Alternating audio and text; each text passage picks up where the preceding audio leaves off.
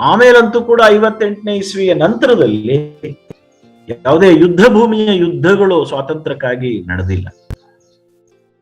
ಜನಸಾಮಾನ್ಯರ ಹೋರಾಟ ಅನೇಕ ಮುಖಗಳಲ್ಲಿ ನಡೆಯಿತು. ಸಾಹಿತಿಗಳು, ಪತ್ರಕರ್ತರು, ಸಂತರು, ಕಾಂಗ್ರೆಸ್ಸಿನ ಹೋರಾಟ, ಕ್ರಾಂತಿಕಾರಿಗಳ ಹೋರಾಟ, ಸಮಾಜ ಸುಧಾರಕರುಗಳು ಈ ದೇಶವನ್ನ, ಈ ದೇಶದ ಸಮಾಜವನ್ನ ಸ್ವಾತಂತ್ರ್ಯ ಪ್ರಾಪ್ತಿಗಾಗಿ ತಯಾರಿ ಮಾಡಿದ್ರು. ಹೀಗೆ 58ನೇ ಇಸ್ವಿಯ ನಂತರವಂತೂ ಕೂಡ 90 ವರ್ಷಗಳ ಕಾಲ ಅನೇಕ ಮುಖಗಳ ಚಟುವಟಿಕೆಗಳ ಜೇನುಗೂಡಾಗಿತ್ತು ಈ ದೇಶ. ಅದರಲ್ಲೂ ಮುಖ್ಯವಾಗಿ 3 ಮುಖಗಳನ್ನು ನಾವು ಗಮನಿಸ್ತೀವಿ ಅಂತಿಮ ಹಂತದ 90 ವರ್ಷಗಳಲ್ಲಿ. ಮೊದಲನೇದು ಸಂತ ಶಕ್ತಿ. ಕಾವಿ ಬಟ್ಟೆ ಹಾಕೊಂಡಿದ್ದಂಥ ವಿವೇಕಾನಂದರಂತ ಸಂತರು ನಮಗೆ ದೇಶದ ಬಗ್ಗೆನೇ ಹೆಚ್ಚು ಹೇಳುದು. ಹಾಗಾಗಿನೇ ತಿಲಕರು ಹೇಳ್ತಾರೆ, ಆಧುನಿಕ ರಾಷ್ಟ್ರೀಯತೆ ಪಿತಾಮಹ ಸ್ವಾಮಿ ವಿವೇಕಾನಂದ. ಅವರಿಂದ ಪ್ರೇರಣೆ ಪಡೆದಂಥವರು ಅನೇಕರು. ಎಲ್ಲ ಕ್ರಾಂತಿಕಾರಿಗಳನ್ನ ಇಂಗ್ಲಿಷ್ನವರು ಬಂಧನ ಮಾಡ್ತಾ ಇದ್ದಾಗ ಅವರ ಮನೆಗಳಲ್ಲಿ ವಿನಾಯಕ್ ದಾಮೋದರ್ ಸಾವರ್ಕರ್ ಅವರ 1857ರ ಸಂಗ್ರಾಮದ ಒಂದು ಗ್ರಂಥ, ಹಾಗೆ ಸ್ವಾಮಿ ವಿವೇಕಾನಂದರ ಕೊಲಂಬೋ ಮತ್ತು ಕೊಲಂಬೋಯಿಂದ ಆಲ್ಮೋರಕ್ಕೆ ಅನ್ನುವಂಥ ಒಂದು ಭಾಷಣದ ಒಂದು ಗ್ರಂಥ, ಅದು ಬೇರೆ ಬೇರೆ ಭಾಷೆಗಳಲ್ಲಿ, ಇದು ಎಲ್ಲರ ಮನೆಗಳಲ್ಲಿ ಸಿಗ್ತಾ ಇತ್ತು. ಹೀಗೆ ಆ ಸಂತರು, ವಿವೇಕಾನಂದರು, ಅವರಿಂದ ಪ್ರೇರಣೆ ಪಡೆದಂಥ ರಾಮತೀರ್ಥರು, ಮುಂದೆ ನಾವು ನೋಡ್ತೀವಿ ಶ್ರದ್ಧಾನಂದರು, ಇವರೆಲ್ಲರೂ ಕೂಡ ದೇಶದ ಸ್ವಾತಂತ್ರ್ಯ ಪ್ರಾಪ್ತಿಯ ಮಹತ್ವವನ್ನು ನಮಗೆ ತಿಳಿಸ್ಕೊಟ್ರು. ದೈವ ಭಕ್ತಿ ಎಷ್ಟು ಮಹತ್ವದ್ದೋ ರಾಷ್ಟ್ರೀಯತೆಯು ಅಷ್ಟೇ ಪವಿತ್ರವಾದದ್ದು ಅನ್ನುವಂಥ ಭಾವನೆಯನ್ನ ಸಮಾಜದಲ್ಲಿ ಮೂಡಿಸಿದ್ದೇನೆ ಸಂತರು. ಇನ್ನು ಇಂಗ್ಲಿಷ್ನವ್ರ ಅನುಕೂಲಕ್ಕಾಗಿಯೇ ಪ್ರಾರಂಭ ಆದಂತ ಕಾಂಗ್ರೆಸ್ ಲೋಕಮಾನ್ಯ ತಿಲಕರ ಕಾರಣದಿಂದಾಗಿ 1898ರ ನಂತರ ಜನಸಾಮಾನ್ಯರ ವೇದಿಕೆಯಾಗಿ ಅದು ಪರಿವರ್ತನೆ ಆಯಿತು. ಗಣೇಶೋತ್ಸವ, ಶಿವಾಜಿ ಜಯಂತಿ, ಕೇಸರಿ ಪತ್ರಿಕೆ, ಮರಾಠ ಪತ್ರಿಕೆ, ರಾಷ್ಟ್ರೀಯ ಶಾಲೆಗಳು ಇತ್ಯಾದಿ ಇತ್ಯಾದಿ ಚಟುವಟಿಕೆಗಳ ಮುಖಾಂತರ ಜನಸಾಮಾನ್ಯರಲ್ಲಿ ಇಂಗ್ಲಿಷರ ವಿರುದ್ಧ ಅಸಂತೋಷವನ್ನ ನಿರ್ಮಾಣ ಮಾಡಿದ್ದು ಲೋಕಮಾನ್ಯ ಬಾಲಗಂಗಾಧರ ತಿಲಕ್. ಆ ಒಂದು ಪ್ರಕ್ರಿಯೆಯನ್ನ ಇನ್ನೂ ರಭಸವಾಗಿ ಮುನ್ನಡೆಸಿದ್ದು ಮಹಾತ್ಮ ಗಾಂಧೀಜಿಯವರು. ಆ ಮಹಾತ್ಮನ ಜೀವನವೇ ಜನಸಾಮಾನ್ಯರಿಗೆ ಇಂದಿಗೂ ಕೂಡ ಒಂದು ಪ್ರೇರಕವಾದಂತಹ ಒಂದು ಮಾದರಿಯ ಆಗಿದೆ. ಒಂದು ಹಿಡಿ ಉಪ್ಪು, ಒಂದು ಎಸಳು ಹುಲ್ಲು ಗಾಂಧೀಜಿಯವರ ಕೈನಲ್ಲಿ ಇಂಗ್ಲಿಷರ ವಿರುದ್ಧದ ಬ್ರಹ್ಮಾಸ್ತ್ರ ಆಯ್ತು. ಪ್ರತ್ಯಕ್ಷ ಜನಗಳ ಮಧ್ಯದಲ್ಲಿ ನಡೆದಾಡ್ತಾ ಇರುವಂತಹ ಭಗವಂತ ಅನ್ನೋ ರೀತಿಯಲ್ಲಿ ಜನ ಅವರನ್ನ ಆರಾಧನೆ ಮಾಡಿದ್ರು. ಆದ್ರೂ ಇನ್ನೊಂದು ಇತಿಹಾಸದ ಇತಿಮಿತಿನಲ್ಲಿ ನಾವು ನೋಡೋದಾದ್ರೆ, ಕಾಂಗ್ರೆಸ್ ಆಗ್ಲಿ ಗಾಂಧೀಜಿಯವರಾಗ್ಲಿ 42ರ ನಂತರ ಯಾವುದೇ ಚಟುವಟಿಕೆಗಳನ್ನ ಮಾಡೋದಿಕ್ಕೆ ಆಗ್ಲಿಲ್ಲ. ಕಾರಣ ಚಲೆ ಜಾವ್ ಚಳವಳಿಯ ಘೋಷಣೆ ಆಗ್ತಾ ಇದ್ದ ಹಾಗೇನೆ ಅದರ ಪ್ರಾರಂಭದ ಹಿಂದಿನ ದಿನವೇ ಗಾಂಧೀಜಿ ಒಳಗೊಂಡು ಎಲ್ಲ ನಾಯಕರುಗಳು ಬಂಧನಕ್ಕೊಳಗಾದ್ರು. 2 ವರ್ಷಗಳ ಕಾಲ 44ರ ಮೇವರೆಗೆ ಗಾಂಧೀಜಿಯವರು ಸೆರೆನಲ್ಲಿ ಇರಬೇಕಾಗಿ ಬಂತು. ಹಾಗಾಗಿ ಪ್ರಶ್ನೆ ಬರುತ್ತೆ, 42ರ ನಂತರದ ಸ್ವಾತಂತ್ರ್ಯ ಹೋರಾಟದ ಪಾತ್ರ ಯಾರದು? ಅಂತಿಮ ಹಂತದಲ್ಲಿ ಸ್ವಾತಂತ್ರ್ಯ ಪ್ರಾಪ್ತಿಗೆ ಒಂದು ಬಲವಾದಂಥ ಏಟು ಬಿದ್ದಂಥ ತಿರುವಿನ ಬಿಂದು ಯಾವುದು? ಈ ವಿಷಯವನ್ನ ಯೋಚನೆ ಮಾಡಿದಾಗ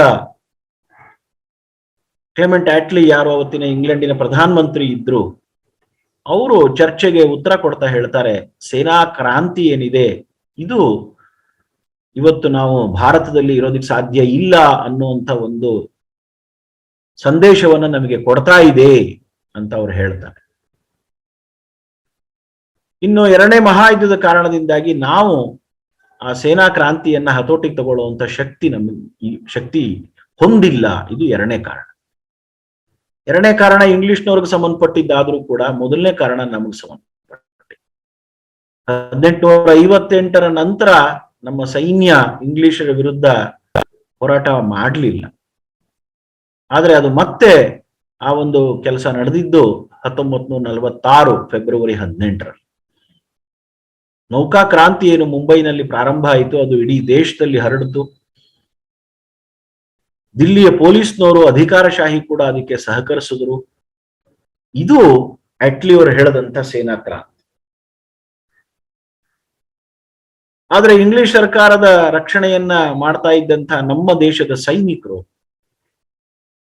ನಮಗೆ ಇಂಗ್ಲಿಷ್ ಸರ್ಕಾರ ಬೇಡ, ನಾವು ಭಾರತ್ ಮಾತೆಯ ಸೇವೆ ಮಾಡ್ತೀವಿ, ನಮಗೆ ಗುಲಾಮ್ತನ ಬೇಡ, ನಮಗೆ ಸ್ವಾತಂತ್ರ್ಯ ಬೇಕು ಅನ್ನುವಂಥ ಒಂದು ಮನಸ್ಥಿತಿಗೆ ಬರೋದಿಕ್ಕೆ ಕಾರಣ ಆಜಾದ್ ಹಿಂದ್ ಫೌಜ್ ಸೈನಿಕರ ಸಾಹಸಗಳು ಮತ್ತು ನೇತಾಜಿಯವರ ಕಣ್ಮರೆ ಆದ್ಮೇಲೆ 1945 ಆಗಸ್ಟ್ 15 ನಂತರ INA ಸೈನಿಕರ ಬಂಧನ ಮತ್ತು ಅವರ ವಿಚಾರಣೆ ನಡಿಬೇಕು ಅಂತ ಹೊರಟಾಗ ಇಡೀ ದೇಶದಲ್ಲಿ ಆದಂತ ಒಂದು ಪ್ರತಿಭಟನೆ,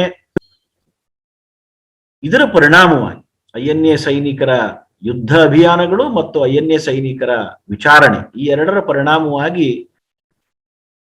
INA ಸಂಪರ್ಕದ INA ಗುಂಪಿನಲ್ಲಿ ಇಲ್ಲದೇ ಇದ್ದಂತ ನಮ್ಮ ದೇಶದ ಒಳಗಡೆ ಇದ್ದಂತ ಸೈನಿಕರ ಮನಸ್ಸಿನಲ್ಲಿ ದೇಶಭಕ್ತಿಯ ಜಾಗೃತಿ ಆಯಿತು. ಅದು ನೌಕಾಕ್ರಾಂತಿಗೆ ಕಾರಣ ಆಯಿತು. ಸೊ ಹೀಗೆ ಸ್ವಾತಂತ್ರ್ಯ ಪ್ರಾಪ್ತಿಗೆ ಅಂತಿಮ ಹಂತದಲ್ಲಿ ನೌಕಾಕ್ರಾಂತಿ ಕಾರಣ. ನೌಕಾಕ್ರಾಂತಿಗೆ ಆಜಾದ್ ಹಿಂದ್ ಫೌಜ್ ಕಾರಣ ಆಗೋದಾದ್ರೆ ಆಜಾದ್ ಹಿಂದ್ ಫೌಜ್ ಕಾರಣ ನೇತಾಜಿ ಸುಭಾಷ್ ಚಂದ್ರ ಬೋಸ್. ಆದ್ರೆ ನೇತಾಜಿಯವರು 39ನೇ ಇಸ್ವಿವರೆಗೂ ಕಾಂಗ್ರೆಸ್ಸಿನ ಕಾರ್ಯಕ್ರಮಗಳನ್ನ ನಡೆಸ್ಕೊಂಡು ಬರ್ತಾ ಇದ್ರು.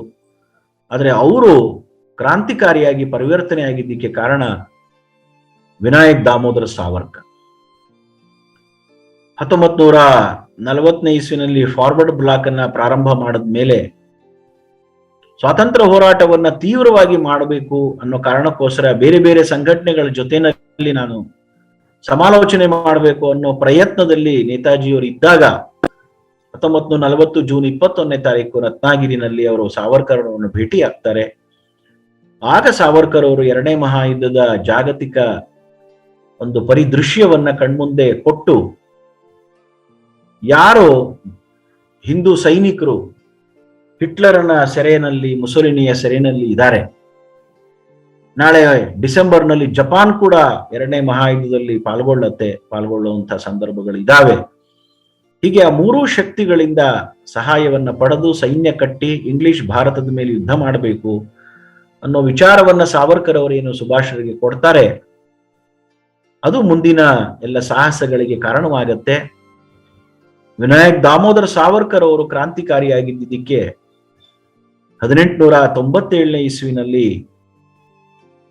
ಬಲಿದಾನ ಮಾಡದಂಥ ಬಾಲಕೃಷ್ಣ, ದಾಮೋದರ ಮತ್ತು ವಾಸುದೇವ, ಈ 3 ಜನ ಚಾಫೇಕರ್ ಸಹೋದರರ ಒಂದು ಕ್ರಾಂತಿಕಾರಿಯ ಕಾರಣ ಆಗತ್ತೆ. ಚಾಫೇಕರ್ ಸಹೋದರರು ದೇಶಭಕ್ತಿಯ ಕೆಲಸಕ್ಕೆ ಪ್ರೇರಣೆಯನ್ನ ಪಡೆದಿದ್ದು ಒಂದು ಲೋಕಮಾನ್ಯ ಬಾಲಗಂಗಾಧರ ತಿಲಕರಿಂದ, ಇನ್ನೊಂದು ಆದ್ಯ ಕ್ರಾಂತಿಕಾರಿ ವಾಸುದೇವ್ ಬಲವಂತ್ ಫಡ್ಕೆ. ವಾಸುದೇವ್ ಬಲವಂತ್ ಫಡ್ಕೆ 1879ರಲ್ಲಿ ತಮ್ಮ ಕ್ರಾಂತಿ ಕಾರ್ಯವನ್ನ ಮಹಾರಾಷ್ಟ್ರದಲ್ಲಿ ಪ್ರಾರಂಭ ಮಾಡಿದ್ರು. ಅವ್ರಿಗಿಂತ ಮುಂಚೆ 7 ವರ್ಷ 1872ರಲ್ಲಿ ಪಂಜಾಬ್ನಲ್ಲಿ ರಾಮ್ ಸಿಂಗ್ ಕೂಕಾ ಅವರ ಮಾರ್ಗದರ್ಶನದಲ್ಲಿ ಕೂಕಾ ಆಂದೋಲನ ನಡೆಯಿತು. ಇದರ ನಡುವೆನೇ ಚಂದ್ರಶೇಖರ್ ಆಜಾದ್, ಭಗತ್ ಸಿಂಗ್, ರಾಜ್ಗುರು, ಸುಖದೇವ್, ಭಗವತಿ ಚರಣ, ಕರ್ತಾರ್ ಸಿಂಗ್, ಮದನ್ ಲಾಲ್ ಧಿಂಗ್ರಾ, ಅನಂತ್ ಕಾನೇರಿ, VVS ಅಯ್ಯರ್, ವಾಂಚಿ ಅಯ್ಯರ್, ಹೀಗೆ ನೂರಾರು ಸಾವಿರಾರು ಅಲ್ಲ ಲಕ್ಷಾಂತರ ಕ್ರಾಂತಿಕಾರಿಗಳು 1872ರಿಂದ 1946ರವರೆಗೆ ಅವರು ದೇಶದ ಸ್ವಾತಂತ್ರ್ಯಕ್ಕಾಗಿ ಕೆಲಸ ಮಾಡಿದ್ದಾರೆ. ಹೀಗೆ ಅಂತಿಮ ಹಂತದಲ್ಲಿ ಸ್ವಾತಂತ್ರ್ಯ ಪ್ರಾಪ್ತಿಗೆ ನೇತಾಜಿ ಸುಭಾಷ್ ಚಂದ್ರ ಬೋಸರ ಮುಖಾಂತರ ಕ್ರಾಂತಿ ಕಾರ್ಯ ಅದು ಕಾರಣ ಆಯಿತು ಅನ್ನೋದನ್ನ ನಾವು ಗಮನಿಸ್ತೀವಿ. ಸೊ ಹೀಗೆ ಸ್ವಾತಂತ್ರ್ಯೋತ್ಸವದ ಈ ಅಮೃತ ಮಹೋತ್ಸವದ ಸಂದರ್ಭದಲ್ಲಿ ನಾವು ಗಮನಿಸಬೇಕಾಗಿರುವಂತಹ ಮೊದಲನೇ ಬಿಂದು ನನಗನ್ಸೋದು ನಮ್ಮ ದೀರ್ಘಕಾಲೀನವಾದಂತಹ ಸಂಘರ್ಷ, ಅದರಲ್ಲಿ ಆಕ್ರಮಣಕಾರಿಗಳಾಗಿ ಬಂದಂಥವರು ಮತ್ತು ಅದರ ವಿರುದ್ಧ ಹೋರಾಟ ಮಾಡದಂಥ ಎಲ್ಲ ವ್ಯಕ್ತಿಗಳ ಒಂದು ಸಂಸ್ಮರಣೆ ಈ ಸಂದರ್ಭದಲ್ಲಿ ನಾವು ಮಾಡ್ಕೋಬೇಕಾಗುತ್ತೆ. ಇನ್ನು ಎರಡನೇ ಭಾಗ, ಇದರಲ್ಲಿ ಹೇಗೆ ರಾಜರು ಮಹಾರಾಜರು ನೇತೃತ್ವ ವಹಿಸಿದಂಥವರು, ಅವರನ್ನ ನಾವು ಸ್ಮರಿಸ್ಕೊಳ್ತೀವಿ. ಅದೇ ರೀತಿ ಸಾಮಾನ್ಯ ಜನಗಳು, ಸ್ಥಾನಿಕರು, ಅವರ ಹೋರಾಟಗಳು ನಮಗೆ ಮರೆತು ಹೋಗಬಾರದು. ಪೃಥ್ವಿರಾಜ ಜೈ, ಹಾಗೇನೆ ಶಿವಾಜಿ ಮಹಾರಾಜರು, ರಾಣಾ ಪ್ರತಾಪ್ ಸಿಂಹ, ಬಾಜಿ ಪ್ರಭು ದೇಶಪಾಂಡೆ, ಲೋಕಮಾನ್ಯ ತಿಲಕರು, ನೇತಾಜಿಯವರು, ಮಹಾತ್ಮ ಗಾಂಧೀಜಿಯವರು, ಇವ್ರದೆಲ್ಲ ಎಲ್ಲೋ ಒಂದ್ ಕಡೆ ನಮ್ಗೆ ಕಿವಿ ಮೇಲೆ ಬೀಳ್ತಾ ಇರತ್ತೆ. ಇದ್ರ ಜೊತೆಗೆ ಸರ್ವಸಾಮಾನ್ಯ ವ್ಯಕ್ತಿಗಳು, ಇತಿಹಾಸದ ದಾಖಲೆಗಳಲ್ಲಿ ಅವರ ಹೆಸರು ಬರಲೇ ಇಲ್ಲ ಅನ್ನುವಂಥ ಸಂದರ್ಭಗಳು ಇದ್ದಾವೆ. ಆದ್ರೆ ಅವರೆಲ್ಲರ ಅಜ್ಞಾತವಾದಂಥ ಒಂದು ತ್ಯಾಗ ಬಲಿದಾನಗಳಿಂದಾಗಿ ಇವತ್ತು ನಾವು ಸ್ವಾತಂತ್ರ್ಯದ ಸಿಹಿಯನ್ನ ಉಣ್ತಾ ಇದ್ದೀವಿ ಅನ್ನೋದು ತುಂಬಾ ಮಹತ್ವದ ವಿಷಯ. ರಾಜ ರಂಜಿತ್ ಸಿಂಗ್ ನಮಗೆ ಕಿವಿ ಮೇಲೆ ಹೆಸರು ಬಿದ್ದಿರುತ್ತೆ. ಅವನು ಸೇನಾಪತಿ ಹರಿಸಿಂಗ್ ನಲ್ವನ್ ಬಗ್ಗೆನೂ ಕೇಳಿರ್ತೀವಿ. ಆದ್ರೆ ಅಫ್ಘಾನಿಸ್ತಾನದ ಸೈನ್ಯ ಪೇಶಾವರದ ಮೇಲೆ ದಾಳಿ ಮಾಡಕ್ ಬಂದಾಗ ಅದನ್ನ ಮುಂಚಿತವಾಗಿ ತಿಳಿಸಿ ಹರಿಸಿಂಗ್ ನಲ್ವಾನನ್ನ ಜಾಗೃತಿ ಮಾಡದಂತ ವ್ಯಕ್ತಿ 75 ವರ್ಷದ ಮುದುಕಿ ಹರಿಚರಣ್ ಕೌರ್. ಪಂಜಾಬ್ನಲ್ಲಿ ಮೊಘಲ್ ಶಕ್ತಿಯನ್ನು ಎದುರಿಸೋದಕ್ಕೋಸ್ಕರ ಖಾಲ್ಸಾ ಪಂಥವನ್ನ ಗುರು ಗೋವಿಂದ್ ಸಿಂಗ್ರು ಪ್ರಾರಂಭ ಮಾಡುವಾಗ ಆ ಪ್ರಾರಂಭಕ್ಕೆ ಪ್ರೇರಣೆಯಾಗಿ ನಿಂತಹ ಪಂಚ ಪ್ಯಾರೆ, ಲಾಹೋರಿನ ದಯಾರಾಮ, ದಿಲ್ಲಿಯ ಧರ್ಮದಾಸ, ದ್ವಾರಕೆಯ ಮೊಹಕಂ ಚಂದ್, ಬೀದರಿನ ಸಾಹಿಬ್ ಸಿಂಗ್ ಮತ್ತು ಪುರಿಯ ಹಿಮ್ಮತ್ ರಾಯ್, ಅವರಿಂದಾಗಿ ಮುಂದೆ ಪಂಜಾಬ್ನಲ್ಲಿ ಸ್ವಾತಂತ್ರ್ಯ ಹೋರಾಟ ಅದು ವಿಶಾಲವಾಗಿ ನಡೆಯೋದಿಕ್ಕೆ ಕಾರಣ ಆಯಿತು. ರಾಣಾ ಪ್ರತಾಪ್ ಸಿಂಹನ ಹೆಸರು ನಾವು ಕೇಳಿರ್ತೀವಿ. ಆದ್ರೆ ಅವನ ತಂದೆ ಉದಯ್ ಸಿಂಹ, ಆತ ಶಿಶುವಾಗಿದ್ದಾಗ ಅವನನ್ನ ಕೊಲ್ಲೋದಿಕ್ಕೆ ಬಂದಂತ ಅವನ ಬಂಧು ರಾಜ್ಯದ ಆಸೆಗಾಗಿ ಅವನೇನ್ ಬರ್ತಾನೆ, ಆಗ ಆ ಮಗುವಿನ ಜಾಗದಲ್ಲಿ ತನ್ನ ಮಗುವನ್ನ ಮಲಗಿಸಿ ಉದಯ ಸಿಂಹನನ್ನ ಆ ದಾಸಿ ಪನ್ನ ಅವಳು ರಕ್ಷಣೆ ಮಾಡಿದ್ರಿಂದಾಗಿ ಮುಂದೆ ನಮಗೆ ರಾಣಾ ಪ್ರತಾಪನಂತ ಮಹಾ ಹೋರಾಟಗಾರನ ಲಾಭ ಸಮಾಜಕ್ಕೆ ಆಯ್ತು. ಹಾಗಾಗಿ ಆ ಪನ್ನಾಳ ತ್ಯಾಗ ಇವತ್ತಿನ ಕಾಲದಲ್ಲಿ ನಾವು ಕ್ಷಣ ಕ್ಷಣವೂ ಸ್ಮರಣೆ ಮಾಡ್ಕೊಳ್ಬೇಕಾಗತ್ತೆ. ಅದೇ ರೀತಿ ಇಂಗ್ಲಿಷರ ವಿರುದ್ಧದ ಸ್ವಾತಂತ್ರ್ಯ ಹೋರಾಟದ ಕಾಲದಲ್ಲೂ ಕೂಡ ಬೂದಿ ಬಸಪ್ಪನವರು, ಸ್ವಾಮಿ ಅಪರಂಪಾರ, ಕಲ್ಯಾಣ ಸ್ವಾಮಿ, ಪುಟ್ಟಬಸಪ್ಪ, ಭಾಲ್ಕಿಯ ರಂಗರಾಯರು, ಹಾಗೇನೇ ಗಾಂಧೀಜಿಯವರ ಕಾಲದಲ್ಲಿ ತಮ್ಮ ವಕೀಲಿಯನ್ನ ತ್ಯಾಗ ಮಾಡದಂಥ ಅನೇಕ ಜನ, ವಿದ್ಯಾಭ್ಯಾಸಕ್ಕೆ ತಿಲಾಂಜಲಿಯನ್ನು ಕೊಟ್ಟು ಅಸಹಕಾರ ಆಂದೋಲನದಲ್ಲಿ ಭಾಗವಹಿಸಿದಂಥ ಅನೇಕ ಜನ ಯುವಕರುಗಳು, ಹೀಗೆ ಅನಾಮಧೇಯರಾದಂಥ ಅನೇಕ ಜನ ವ್ಯಕ್ತಿಗಳನ್ನು ನಾವು ಇತಿಹಾಸದಲ್ಲಿ ಗಮನಿಸ್ತೀವಿ.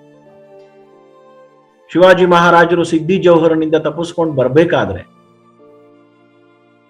ಪನ್ನಾಳಗಡದಲ್ಲಿ 35,000 ಸೈನ್ಯ, ಸಿದ್ದಿ ಜೌಹರನ ಸೈನ್ಯ ಏನು ಶಿವಾಜಿ ಮಹಾರಾಜರಿಗೆ ಮುತ್ತಿಗೆ ಹಾಕಿತ್ತು, ಆ ಮುತ್ತಿಗೆನಲ್ಲಿ ಎಲ್ಲಾದ್ರೂ ಒಂದ್ ಕಡೆ ಸಿದ್ದಿ ಜೌಹರನ ಕಣ್ಣಿನಿಂದ ದೂರವಾಗಿರುವಂತ ಜಾಗ ಇದೆಯೇ, ಅಲ್ಲಿಂದ ಮಹಾರಾಜರು ತಪ್ಪಿಸ್ಕೊಂಡು ವಿಶಾಲಗಢಕ್ಕೆ ಹೋಗಬಹುದೇ ಅನ್ನುವಂತ ಒಂದು ಕೆಲಸವನ್ನ ಮಾಡಬೇಕಾಗಿದ್ದು, ಜಾಗವನ್ನ ಕಂಡುಹಿಡಿಬೇಕಾಗಿದ್ದು ಗೂಢಚಾರ. ಸೂರ್ಯಾಸ್ತ ಆದ್ಮೇಲೆ ಅವ್ರ ಕೆಳಗಡೆ ಇಳಿದು ಬಂದ್ರು. ಆ ಕತ್ತಲಿನಲ್ಲಿ, ಕಾಡು ಗುಡ್ಡಗಳಲ್ಲಿ, ಮಳೆಗಾಲದಲ್ಲಿ ಸೂರ್ಯೋದಯದ ಒಳಗಡೆ ಅವರು ಜಾಗವನ್ನು ಹುಡುಕೊಂಡು ಬರಬೇಕಾಗಿತ್ತು. ಅವರು ಆ ಕೆಲಸದಲ್ಲಿ ಯಶಸ್ವಿಗಳಾದ್ರು. ಅದರಿಂದ ಶಿವಾಜಿ ಮಹಾರಾಜರು ಉಳ್ಕೊಂಡ್ರು, ಈ ದೇಶದ ಸಮಾಜ ಉಳ್ಕೊಂಡು. ಆದ್ರೆ ಆ ಗೂಢಚಾರರು ಯಾರು ಅನ್ನೋದು ಇತಿಹಾಸದಲ್ಲಿ ಎಲ್ಲೂ ದಾಖಲಾಗಿಲ್ಲ. ಆದ್ರೆ ಅಜ್ಞಾತ ಸ್ವಾತಂತ್ರ್ಯ ಹೋರಾಟಗಾರರಿಗೆ ನಾವು ಮನಸ್ಸಿನಲ್ಲಿ ಯಾವತ್ತಿಗೂ ಕೂಡ ಜಾಗವನ್ನ ಕೊಡ್ತಾನೆ ಇರಬೇಕಾಗತ್ತೆ. ವೃದ್ಧರು, ಮಹಿಳೆಯರು, ಮಕ್ಕಳು ಎಲ್ಲರೂ ಕೂಡ ಈ ಒಂದು ಸ್ವಾತಂತ್ರ್ಯ ಹೋರಾಟದಲ್ಲಿ ತಮ್ಮ ತಮ್ಮ ಪಾತ್ರವನ್ನ ನಿರ್ವಹಣೆ ಮಾಡಿದ್ದಾರೆ. ಸೊ ಹಾಗಾಗಿ ಈ ಸಂದರ್ಭದಲ್ಲಿ ಈ ರೀತಿ ಸ್ಥಾನಿಕ ವ್ಯಕ್ತಿಗಳನ್ನ ಸ್ಮರಣೆ ಮಾಡಿಕೊಳ್ಳೋದು ಕೂಡ ಒಂದು ಬಹಳ ಮುಖ್ಯವಾದಂತ ಕರ್ತವ್ಯವಾಗತ್ತೆ. ಕರ್ನಾಟಕದ ಮಟ್ಟಿಗೆ ಹೇಳೋದಾದ್ರೆ ಡಾಕ್ಟರ್ ಸೂರ್ಯನಾಥ್ ಕಾಮತ್ ಅವರು, GS ಹಾಲಪ್ಪನವರು, ತೀತಾ ಶರ್ಮಾ ಅವರು ಇದನ್ನೆಲ್ಲ ದಾಖಲೆ ಮಾಡುವಂತ ಕೆಲಸಗಳನ್ನು ಮಾಡಿದ್ದಾರೆ. ಬಾಬು ಕೃಷ್ಣಮೂರ್ತಿ ಅವರ ಕೆಲಸಗಳನ್ನು ಮಾಡಿದ್ದಾರೆ. ಅದರಲ್ಲೂ ಸ್ವಾತಂತ್ರ್ಯೋದಯದ ಸ್ಮೃತಿಗಳು ಅನ್ನುವಂಥ ಗ್ರಂಥ ಸರಣಿ ಏನಿದೆ, ಅದರಲ್ಲಿ ಜಿಲ್ಲಾಶಃ, ಅದರ ಒಳಗಡೆ ಮತ್ತೆ ತಾಲೂಕುಶಃ ಇಂಗ್ಲಿಷರ ವಿರುದ್ಧದ ಹೋರಾಟದಲ್ಲಿ ಭಾಗವಹಿಸಿದಂತಹ ವ್ಯಕ್ತಿಗಳನ್ನೆಲ್ಲ ದಾಖಲೆ ಮಾಡುವಂತ ಕೆಲಸವನ್ನ ಡಾಕ್ಟರ್ ಸೂರ್ಯನಾಥ್ ಕಾಮತ್ರು ಮಾಡಿದ್ದಾರೆ. ಹಾಗಾಗಿ ಹಳ್ಳಿಗಳಲ್ಲಿ ಅವರನ್ನೆಲ್ಲರನ್ನು ನೆನಪು ಮಾಡಿಕೊಂಡು ಕಾರ್ಯಕ್ರಮಗಳನ್ನು ಮಾಡುವಂತ ಕೆಲಸಗಳು ಆ ಹಳ್ಳಿಯವರಿಗೆ, ಅವ್ರ ಮನೆಯವರಿಗೆ ಮತ್ತೆ ಅದನ್ನೆಲ್ಲ ನೆನಪು ಮಾಡ್ಕೊಳ್ಳೋದು, ನೆನಪು ಮಾಡ್ಕೊಂಡು ನಾವೆಲ್ಲರೂ ಧನ್ಯರಾಗೋದು, ಇದು ಈ ಸಂದರ್ಭದಲ್ಲಿ ಎರಡನೇ ಕೆಲಸ. ಕೇವಲ ಉದ್ದಕ್ಕೂ ನಾವು ಏಟ್ ತಿನ್ಕೊಂಡೇ ಬಂದ್ವಿ, ಸೋತ್ಕೊಂಡೇ ಬಂದ್ವಿ ಅನ್ನುವಂತ ಒಂದು ರೋದನದ ಪ್ರಸ್ತಾವನೆ ಏನಿದೆ ಅದು ಸೂಕ್ತ ಅಲ್ಲ. ಅದರ ನಡುವೆನೇ ನಾವು ಪರಾಕ್ರಮವನ್ನು ಮೆರೆದಿದ್ದೀವಿ, ಸಾಮಾನ್ಯರಿಂದ ಅಸಾಮಾನ್ಯರವರೆಗೆ. ಅದು ನಮಗೆ ಹೆಮ್ಮೆಯ ವಿಷಯ ಆಗ್ಬೇಕು. ಅದರ ಪರಿಣಾಮವಾಗಿನೇ ಇವತ್ತು ನಮ್ಮ ಸ್ವಾತಂತ್ರ್ಯ ಸಂಸ್ಕೃತಿಯನ್ನು ಉಳಿಸ್ಕೊಂಡಿದ್ದೀವಿ ಅನ್ನೋದನ್ನ ನಾವು ಗಮನಿಸಬೇಕಾಗತ್ತೆ. ಇನ್ನು ಮೂರನೇ ಬಿಂದು ಈ ಸಂದರ್ಭದಲ್ಲಿ, ಹೇಗೆ ಶಕ್ತಿ ಸ್ವಾತಂತ್ರ್ಯಕ್ಕಾಗಿ ಸಂಸ್ಕೃತಿಗಾಗಿ ಪ್ರಯತ್ನವನ್ನ ಮಾಡ್ತೋ ಅದೇ ರೀತಿ ಭಕ್ತಿಯೂ ಕೂಡ ತನ್ನ ಪ್ರಯತ್ನವನ್ನು ಮಾಡಿ. ಯುದ್ಧ ಭೂಮಿನಲ್ಲಿ ಒಬ್ಬ ರಾಜನೋ ಒಬ್ಬ ಸೈನಿಕನೋ ತನ್ನ ಪ್ರಯತ್ನದಲ್ಲಿ ಅವನು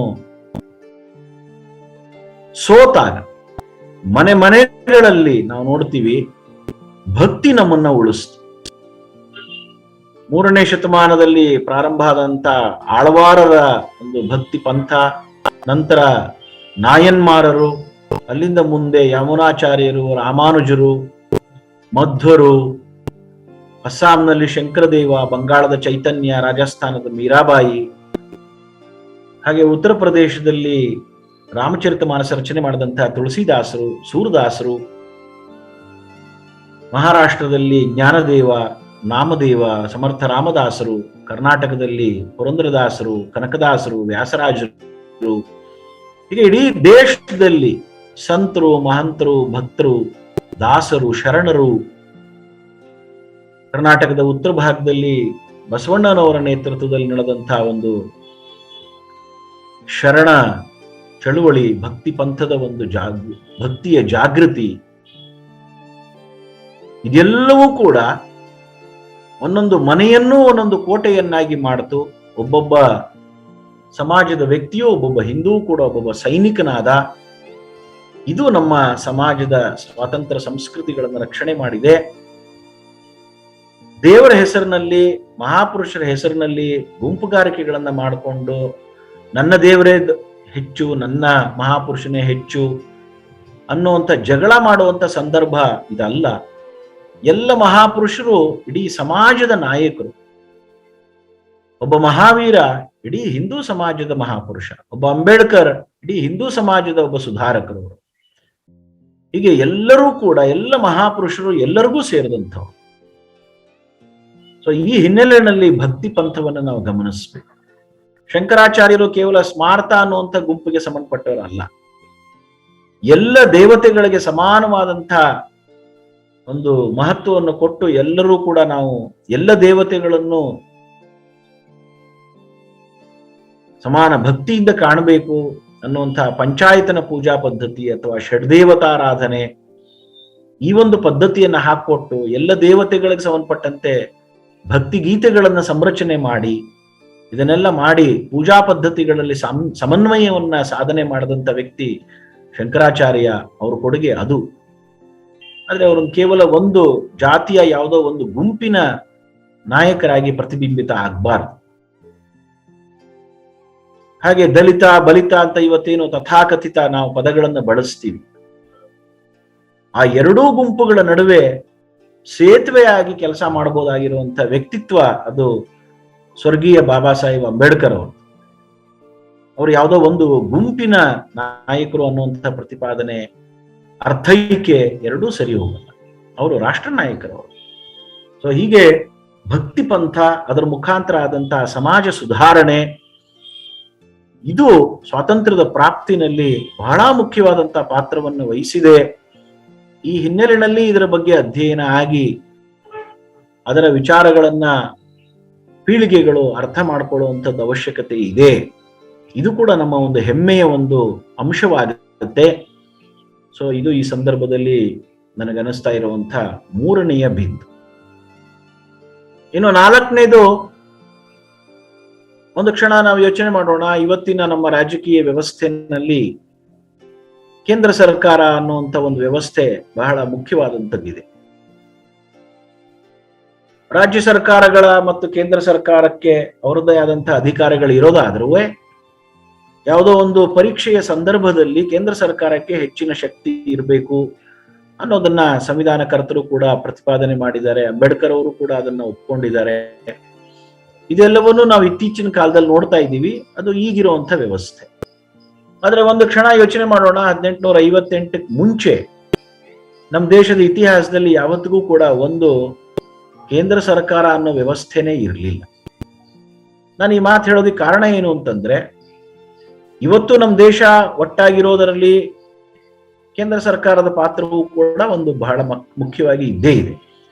ಆದ್ರೆ 58ಕ್ಕೆ ಮುಂಚೆ ಆ ರೀತಿಯ ಒಂದು ವ್ಯವಸ್ಥೆಯೇ ಇಲ್ಲದೆ ಇದ್ದಾಗ, ಆವಾಗ್ಲೂ ಕೂಡ ಸಾವಿರಾರು ವರ್ಷಗಳಿಂದ ನಾವು ಭರತ ವರ್ಷ, ಭರತಖಂಡ, ರಾಷ್ಟ್ರೀಯತೆ, ಹಿಂದೂ ದೇಶ, ಈ ರೀತಿ ವಿಷ್ಣು ಪುರಾಣದಲ್ಲಿ ಉತ್ತರಂ ಯತ್ ಸಮುದ್ರಸ್ಯ ಹಿಮಾದ್ರೇಶ್ಚ ಇವ ದಕ್ಷಿಣಂ, ಈ ರೀತಿಯ ಪದಪ್ರಯೋಗಗಳು, ಆ ಸಿಂಧು ಸಿಂಧು ಪರ್ಯಂತ ಯಸ್ಯ ಭಾರತ ಭೂಮಿಕಾ, ಹಿಮಾಲಯಾತ್ ಸಮಾರಭ್ಯ ಯಾವದಿಂದು ಸರೋವರಂ, ಈ ರೀತಿ ಒಂದು ಅಖಂಡ ಭರತ ವರ್ಷದ ಒಂದು ಪರಿಕಲ್ಪನೆಯನ್ನ ಕೇಂದ್ರ ಸರ್ಕಾರವೇ ಇಲ್ಲದೆ ಇದ್ದಾಗ್ಲೂ ಕೂಡ ನಾವು ಕಂಡುವಲ್ಲ.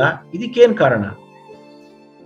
ಇಡೀ ದೇಶ ನಂದು ಅನ್ನುವಂತ ಒಂದು ಭಾವನೆಯನ್ನು ಇಟ್ಕೊಂಡು ಬಿಹಾರದಲ್ಲಿ ಇದ್ದಂಥ ಚಂದ್ರಗುಪ್ತ ಪಂಜಾಬಿನ ಸಹಾಯ ತಗೊಂಡು ದುಷ್ಟರಾದ ನಂದರ ವಿರುದ್ಧವಾಗಿ ಹೋರಾಟ ಮಾಡ್ತಾನೆ, ಗ್ರೀಕರ ವಿರುದ್ಧವಾಗಿ ಹೋರಾಟ ಮಾಡ್ತಾನೆ. ಇದನ್ನೆಲ್ಲ ನೋಡಿದಾಗ ನಾವೆಲ್ಲರೂ ಒಂದು ಅನ್ನೋ ಭಾವನೆಯನ್ನ ನಿರ್ಮಾಣ ಮಾಡಿದ್ ಯಾವುದು? ಅದನ್ನು ಯೋಚನೆ ಮಾಡಕ್ ಹೊರಟಾಗ ನಮಗೆ ನಮ್ಮ ಸಂಸ್ಕೃತಿ ನೆನಪಾಗ. ಈ ದೇಶದ ರಾಷ್ಟ್ರೀಯತೆ ಅದು ನ್ಯಾಷನಾಲಿಟಿಗಿಂತ ಬಹಳ ಪುರಾತನವಾದದ್ದು. ಅಥರ್ವ ವೇದದಲ್ಲಿನೇ ರಾಷ್ಟ್ರೀಯತೆಯ ತತ್ವಜ್ಞಾನವನ್ನ ನಾವು ನೋಡ್ತೀವಿ. ಆಧುನಿಕ ಯುರೋಪಿನ ಕೊಡುಗೆ ನ್ಯಾಷನಾಲಿಟಿ. ಅದು 15ನೇ ಶತಮಾನದಲ್ಲಿ ನೇಷನ್ ಸ್ಟೇಟ್ಸ್ ಮುಖಾಂತರ ಜಗತ್ತಿಗೆ ಬಂತು ಅಂತ ನಮ್ಗೆ ಗೊತ್ತು. ನನ್ನ ಮನೆಯನ್ನ ನಾನು ರಕ್ಷಣೆ ಮಾಡ್ಕೊಳ್ಬೇಕು ಅನ್ನೋದು ನ್ಯಾಷನಾಲಿಟಿ ಆದ್ರೆ, ಅದ್ರ ಜೊತೆಗೇನೆ ನನ್ನ ಮನೆ ಊರಿಗೆ ಉಪಕಾರಿಯಾಗಿರ್ಬೇಕು ಅನ್ನೋ ಭಾವನೆ ಅದು ರಾಷ್ಟ್ರೀಯತೆ. ಜಗತ್ತಿನ 213 ದೇಶದಲ್ಲಿ ನನ್ನನ್ನು ನಾನು ರಕ್ಷಣೆ ಮಾಡ್ಕೊಳ್ಬೇಕು ಅನ್ನೋದು ನ್ಯಾಷನಾಲಿಟಿ ಆದ್ರೆ, ಇಡೀ ಜಗತ್ತೇ ಒಂದು ಕುಟುಂಬ ಆಗ್ಬೇಕು ಅನ್ನೋದು ರಾಷ್ಟ್ರೀಯತೆ. ನ್ಯಾಷನಾಲಿಟಿಯ ಮೂಲ ಕಲ್ಪನೆಯಲ್ಲಿ ಹಕ್ಕಿನ ಭಾವ ಬರೋದಾದ್ರೆ, ರಾಷ್ಟ್ರೀಯತೆಯ ಮೂಲ ಕಲ್ಪನೆಯಲ್ಲಿ ಕರ್ತವ್ಯದ ಭಾವ ಬರುತ್ತೆ. ಯಾಕೆಂದ್ರೆ ನ್ಯಾಷನಾಲಿಟಿ ನಮ್ಗೆ ಹೇಳುತ್ತೆ ದೇಶ ನಮ್ಮ ಆಸ್ತಿ, ಆದ್ರೆ ರಾಷ್ಟ್ರೀಯತೆ ಹೇಳ್ತಾ ಇದೆ ದೇಶ ನಮ್ಮ ತಾಯಿ. ಸೊ ಆಸ್ತಿಯ ಭಾವನೆಯಿಂದ ತಾಯಿಯ ಭಾವನೆಗೆ ಮನುಷ್ಯ ಬೆಳಿಬೇಕು. ನ್ಯಾಷನಾಲಿಟಿಯ ಭಾವನೆಯಲ್ಲೇ ನಿಲ್ಬಾರ್ದು, ಅಲ್ಲಿಂದ ಮುಂದೆ ನಾವು ರಾಷ್ಟ್ರೀಯತೆಯ ಭಾವನೆಯನ್ನ ತಾಳ್ಬೇಕಾಗತ್ತೆ. ಅದು ಈ ದೇಶದ ಋಷಿಮುನಿಗಳು ಕೊಟ್ಟಂತ ಭಾವ. ರಾಷ್ಟ್ರೀಯತೆಯ ಭಾವ ಎಲ್ಲಿರುತ್ತೋ ಅಲ್ಲಿ ವಸುಧೈವ ಕುಟುಂಬಕಂ ಅನ್ನೋ ಭಾವ, ಸರ್ವೇ ಜನಾಃ ಸುಖಿನೋ ಭವಂತು ಅನ್ನೋ ಭಾವ ಅದು ನಿರ್ಮಾಣವಾಗತ್ತೆ. ಈ ರಾಷ್ಟ್ರೀಯತೆಗೆ ಆಧಾರ ರಾಜ ಅಲ್ಲ. ಭಾರತ ದೇಶದ, ಹಿಂದೂ ದೇಶದ ರಾಷ್ಟ್ರೀಯತೆಗೆ ಆಧಾರ ಅದು ರಾಜ ಅಲ್ಲ, ಒಂದು ಭಾಷೆ ಅಲ್ಲ, ಒಂದು ಜಾತಿ ಅಲ್ಲ, ಒಂದು ಜನಾಂಗ ಅಲ್ಲ, ಅದು ಸಂಸ್ಕೃತಿ. ಸಂಸ್ಕೃತಿ ಅಂದ್ರೆ ಕೇವಲ ಕಲಾ ಪ್ರಕಾರಗಳಲ್ಲ. ಕಲಾ ಪ್ರಕಾರಗಳಲ್ಲೂ ಸಂಸ್ಕೃತಿಯನ್ನ ತರಬೇಕು ಅನ್ನೋದೊಂದು ಆಯಾಮ ಅಷ್ಟೇ. ಕಲಾ ಪ್ರಕಾರಗಳನ್ನು ಸರಿಯಾಗಿ ಬಳಸ್ಕೊಳ್ಳದೆ ಹೋದ್ರೆ ಅದು ವಿಕೃತವಾಗೋದು ನಾವು ನೋಡ್ತೀವಿ. ಕಲಾ ಪ್ರಕಾರಗಳಲ್ಲಿ ಬಹುತ್ವ ಇರುತ್ತೆ ನಿಜ, ಆದ್ರೆ ಸಂಸ್ಕೃತಿ ಅನ್ನೋದು ಕೃತಿಯ ಸರ್ವೋತ್ಕೃಷ್ಟ ಅವಸ್ಥೆ. ಗಂಡು ಹೆಣ್ಣಿನ ಸಂಬಂಧ ಹೇಗಿರ್ಬೇಕು ಅನ್ನೋ ಕೃತಿಯನ್ನ ನೋಡಿದಾಗ ಎಲ್ಲ ಸ್ತ್ರೀಯರನ್ನ ತಾಯಿಯಂತೆ ಕಾಣು ಅನ್ನುವಂತ ಸಂಸ್ಕೃತಿಯನ್ನ ನಾವು ನೋಡ್ತೀವಿ. ಅದು ಇಡೀ ಜಗತ್ತಿಗೇನೇ ಒಂದು ನೆಮ್ಮದಿಯನ್ನ ಕೊಡುವಂತ ವಿಚಾರ. ಸೊ ಈ ರೀತಿ ನಮ್ಮ ಸಂಸ್ಕೃತಿ ವೈಯಕ್ತಿಕ ಜೀವನದಲ್ಲಿ, ಇನ್ನೊಬ್ಬ ವ್ಯಕ್ತಿಯ ಜೊತೆಯ ವ್ಯವಹಾರದಲ್ಲಿ, ಪ್ರಕೃತಿಯ ವ್ಯವಹಾರದಲ್ಲಿ ಮತ್ತು ದೇವರಿಗೆ ಸಂಬಂಧಪಟ್ಟಂತ ವಿಚಾರಗಳಲ್ಲಿ, ಜೈವಿಕ, ಜೀವ ಭವ ಮತ್ತು ಜೀವ ಶಿವ, ಈ 4 ಆಯಾಮಗಳಲ್ಲಿ ನಮ್ಮ ಸಂಸ್ಕೃತಿ ಏನು ಅರಳುತ್ತಾ ಹೋಗುತ್ತೆ, ಅದು ನಮ್ಮ ರಾಷ್ಟ್ರೀಯತೆಯ ಆಧಾರ. ಹಾಗಾಗಿನೇ ನಮ್ಮ ಸಂಸ್ಕೃತಿಯ ಒಂದು ಬಿಂದು ತ್ಯಾಗವಾದರೆ ಆ ತ್ಯಾಗದ ಸಂಕೇತವಾದಂತಹ ಕೇಸರಿ ಅದು ಗುಜರಾತಿನ ಹಿಂದೂಗೂ ಬೇಕು, ಅಸ್ಸಾಮಿನ ಭಾರತೀಯನಿಗೂ ಬೇಕು, ಕಾಶ್ಮೀರದ ವ್ಯಕ್ತಿಗೂ ಬೇಕು, ಕನ್ಯಾಕುಮಾರಿಯ ಮನುಷ್ಯನಿಗೂ ಬೇಕು. ಎಲ್ಲ ಕಡೆ ಗೀತೆ, ರಾಮಾಯಣ, ವಚನಗಳು, ದಾಸ ಸಾಹಿತ್ಯ, ಜಾನಪದ ಸಾಹಿತ್ಯ, ಮೂಲ ನಂಬಿಕೆಗಳಷ್ಟೇ ಅಲ್ಲ, ಮೂಢನಂಬಿಕೆಗಳು ಕೆಲವು ಸಲ ಸಮಾನವಾಗಿರೋದನ್ನೇ ನಾವು ನೋಡ್ತೀವಿ.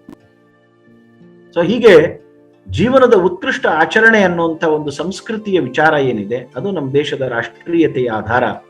ಈ ರಾಷ್ಟ್ರೀಯತೆಯ ಕಾರಣದಿಂದಾಗಿ ನಮ್ಮ ದೇಶದಲ್ಲಿ 2500 ವರ್ಷಗಳ ಕಾಲ ಸ್ವಾತಂತ್ರ್ಯ ಹೋರಾಟ ನಡೆಯಿತು. ನಾವೆಲ್ಲ ಒಂದು ಅನ್ನುವಂಥ ರಾಷ್ಟ್ರೀಯ ಭಾವನೆ ಸಂಸ್ಕೃತಿಯ ಕಾರಣದಿಂದಾಗಿ ಏನು ಅರಳಿದೆ, ಅದು ಇಲ್ಲದೆ ಹೋಗಿದ್ದಿದ್ರೆ ಸ್ವಾತಂತ್ರ್ಯ ಹೋರಾಟ ನಡೀತಾ ಇತ್ತು ಅನ್ನೋದಕ್ಕೆ ಯಾವುದೇ ಗ್ಯಾರಂಟಿ ಇಲ್ಲ. ಸೊ ಹಾಗಾಗಿ ಈ ಸಂದರ್ಭದಲ್ಲಿ ನಾವು ಗಮನಿಸುವಂತ 4ನೇ ಬಿಂದು, ನಮ್ಮ ದೇಶದ ಒಂದು ದೀರ್ಘಕಾಲೀನವಾದಂತಹ ಸ್ವಾತಂತ್ರ್ಯ ಹೋರಾಟಕ್ಕೆ ನಮ್ಮ ಸಾಂಸ್ಕೃತಿಕ ರಾಷ್ಟ್ರೀಯತೆ ಇದು ಆಧಾರವಾಗಿದೆ. ಈ ರಾಷ್ಟ್ರೀಯತೆಯ ಪರಿಕಲ್ಪನೆ ಇದು ಬಹಳ ಪ್ರಾಚೀನವಾದದ್ದು.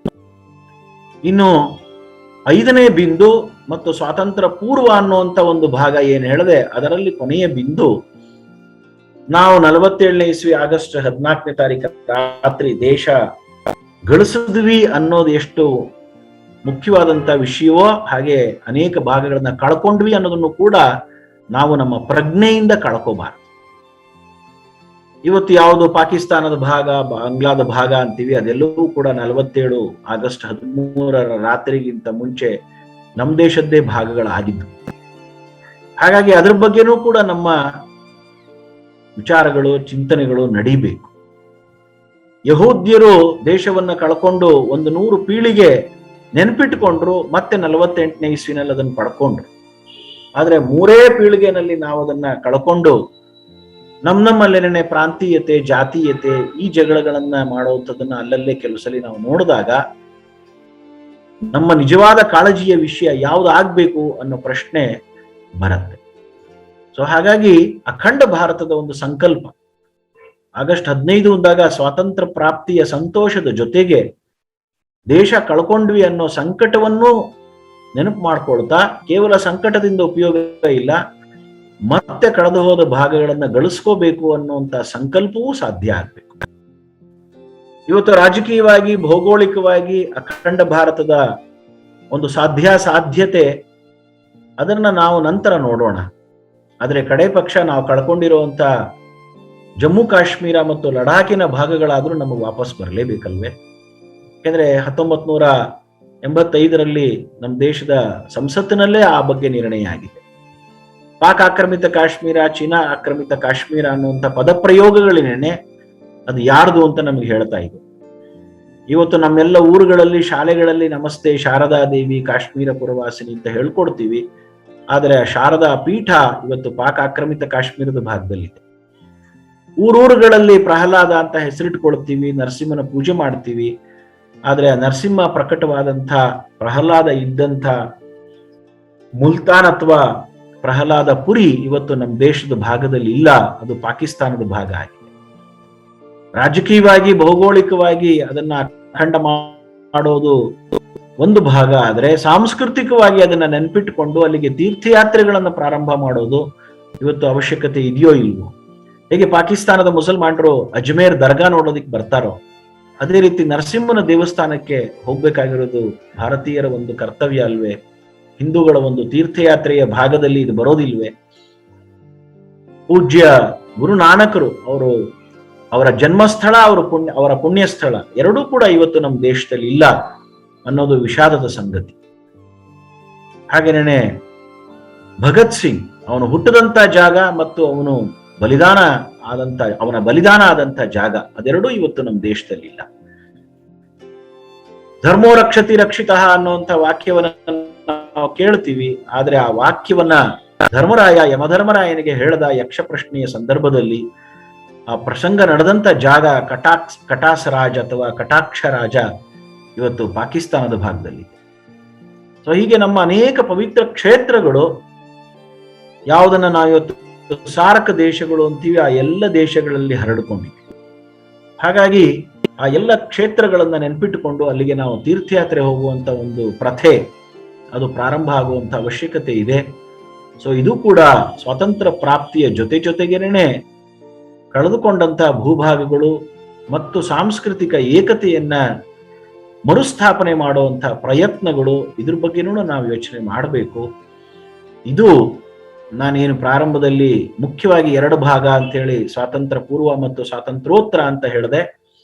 ಅದರಲ್ಲಿ ಸ್ವಾತಂತ್ರ್ಯ ಪೂರ್ವ ಅನ್ನುವಂಥ ವಿಷಯಕ್ಕೆ ಸಂಬಂಧಪಟ್ಟಂತೆ 5 ಬಿಂದು.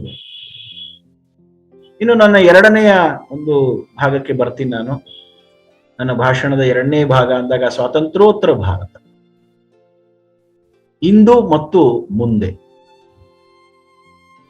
ಸ್ವಾತಂತ್ರ್ಯ ನಂತರದ 75 ವರ್ಷಗಳು, ಅದನ್ನ ಇಂದು ಅನ್ನೋ ಭಾಗದಲ್ಲಿ ನಾವು ನೋಡಿದಾಗ 75 ವರ್ಷಗಳಲ್ಲಿ ಸಾಕಷ್ಟು ಸಾಧನೆಗಳು ಆಗಿದ್ದಾವೆ, ಹಾಗೆ ಬೇಕಾದಷ್ಟು ಸಂಕಟಗಳನ್ನು ನಾವು ಎದುರಿಸಿದ್ವಿ.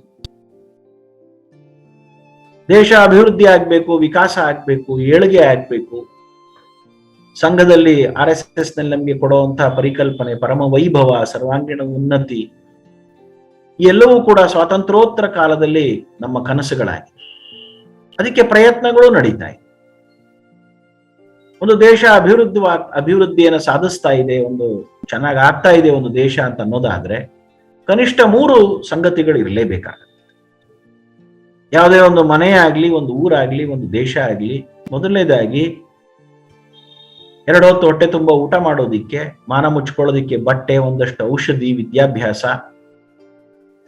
ತಲೆ ಮೇಲೆ ಒಂದು ಸೂರು, ಮನೆಗೆ ಬಂದವರಿಗೆ ಕೊಡೋದಿಕ್ಕೆ ಒಂದು ಅರ್ಧ ಲೋಟ ನೀರು, ರೋಟಿ, ಕಪಡ, ಮಕಾನ್, ಸ್ವಾಸ್ಥ್ಯ, ಶಿಕ್ಷಾ ಅವರ ಅತಿಥಿ ಸತ್ಕಾರ. ಈ 6ಕ್ಕೆ ಕನಿಷ್ಠತಮ ಒಂದು ಸಂಪತ್ತಿನ ವ್ಯವಸ್ಥೆ ಎಲ್ಲರಿಗೂ ಸಿಕ್ಬೇಕಾಗತ್ತೆ. ಇನ್ನು ಶ್ರೀಮಂತಿಕೆ, ವೈಭವ ಅನ್ನೋದು ಅವರವರ ಒಂದು ಸಾಧನೆಗೆ ಬಿಟ್ಟಿದ್ದು. ಆದ್ರೆ ಯಾರು ಹುಟ್ಟುತ್ತಾರೋ ಅವರೆಲ್ಲರಿಗೂ ಕೂಡ ಆಹಾರಕ್ಕೆ ವ್ಯವಸ್ಥೆ ಆಗ್ಬೇಕು. ಜೋ ಜಿಯೇಗಾ ವೋ ಖಾಯೇಗಾ, ಜೋ ಕಮಾಯೇಗಾ ವೋ ಖಿಲಾಯೇಗಾ.